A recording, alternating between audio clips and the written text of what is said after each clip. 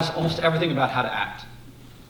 I'm going to start at the beginning, which is that I grew up acting fairly environmentally, fairly sustainably. I took the subway, I turned the lights off at 19 years old. I decided to give a shot not eating meat. No long-term plan, no support from my family.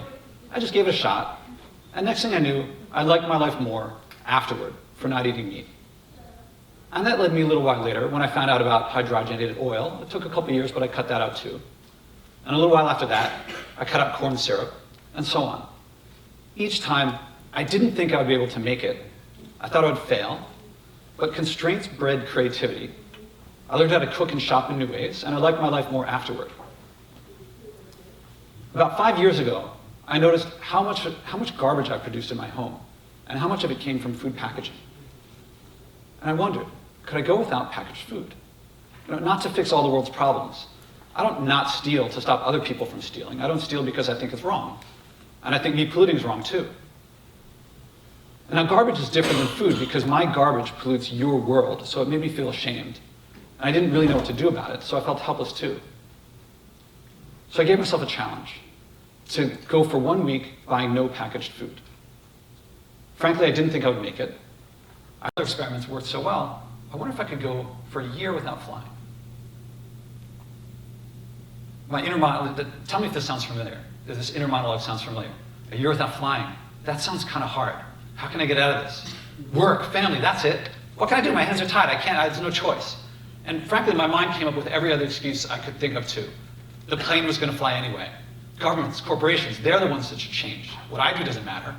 The engineers, they should make these planes solar. Sound familiar? But the early experiments worked, and so I wanted to give this a shot. And I started. Now, right after I started, I'd been negotiating to speak at a conference in Italy. I forgot. So I wrote them. Will you pay for me to go by boat? They never wrote back.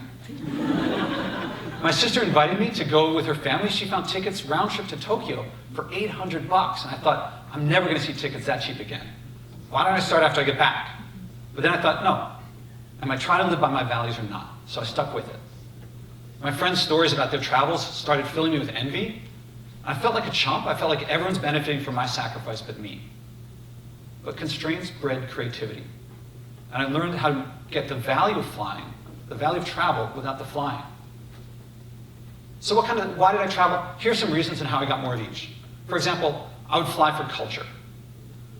So Frances Hesselbein, I'm not sure if people know her, but she was named the best leader in America. She's worked with every president since Reagan.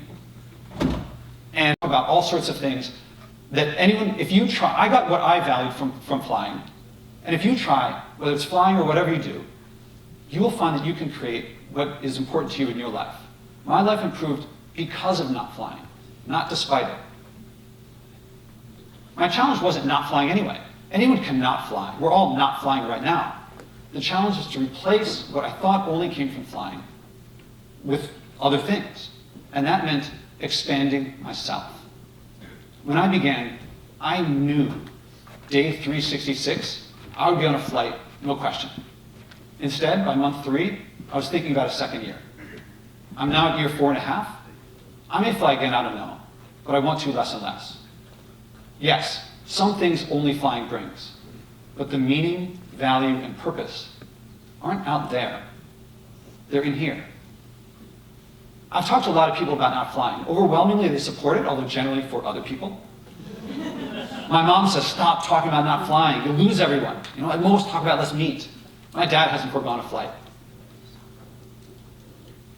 I learned that flying, a flight brings you to someone distant, but flying in general makes it so that the people in your life are distant in the first place.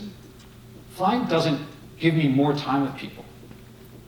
I learned that the world is too big and too beautiful to see everything and everyone. I found that the best strategy to improve my life is to enjoy here, now, us, wherever I am. A lot of things have happened since I started giving this talk. The Amazon suffered record burning, Hurricane Dorian, more records. We continue to lack role models. The US presidential candidates continue to fly at whim, as do Al Gore, Leonardo DiCaprio, Greta accepted.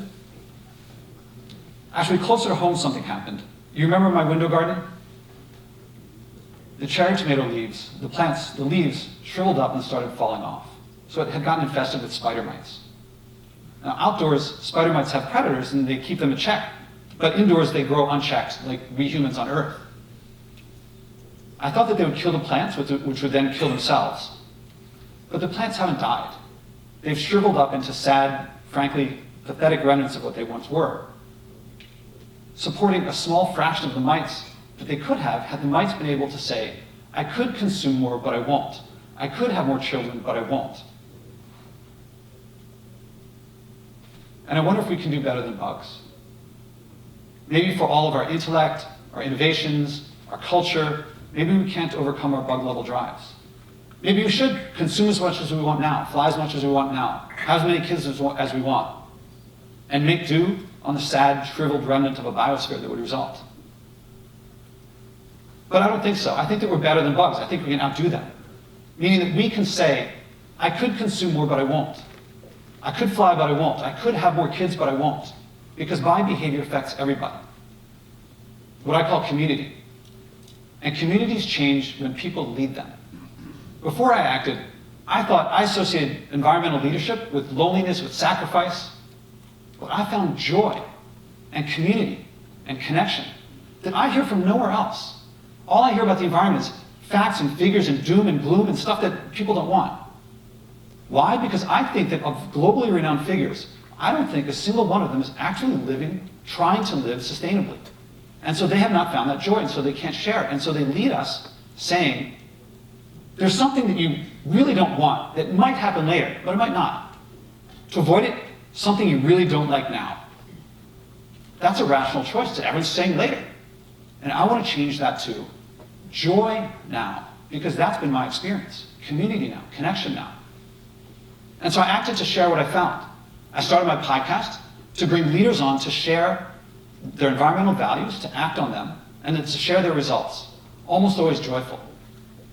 And that's why I have those renowned people before. My goals are people like Oprah, LeBron, and Serena, people that everyone knows, because I'm not just looking for individual change, as important as that is. These are leaders, people so that listeners can say, I know that person. That's someone in my community. They're acting, it's time for me to act too. One guest committed to recycling more. Realizing he could have started recycling a long time before. He said, Josh, you made me feel horrible. But then he said, wait, no, I felt horrible this whole time. I suppressed it. You showed me how to act. Now I wish I'd acted earlier. And that's what everybody gets wrong about the environment. They act and believe, as far as I can tell, that it's a chore, a burden, something they don't want to do. And I found joy, community, and connection. And I found that acting, only acting, not talking, not reading, not writing, not debating, not analyzing, only acting on our values brings that joy. I ask a lot of people, what would happen if you went for a year without flying? Well, most don't answer. But what would happen if you went for a year without flying? You would learn to live sustainably, or a lot closer to it. You wouldn't die, you wouldn't suffer. You'd get over these challenges that you really didn't know how to get over. You would learn to live sustainably. The first few months would be hard. Then joy, connection, community. A lot of people ask me, Josh, all right, you got me. I want to do something. What specifically should I do? And I answer back with a question. I say, what specifically do you care about? Clean air? Clean water? Beaches? Wildlife? Pick something that matters to you, that you care about, and act on that. The joy will come. It'll be difficult at first. Your mind will tell you, you can't do it, but you can. You'll face challenges, but you'll get over them. If I'm pausing, it's because this morning I got an email from someone who saw an earlier talk, my TEDx talk, and this is kind of off the cuff.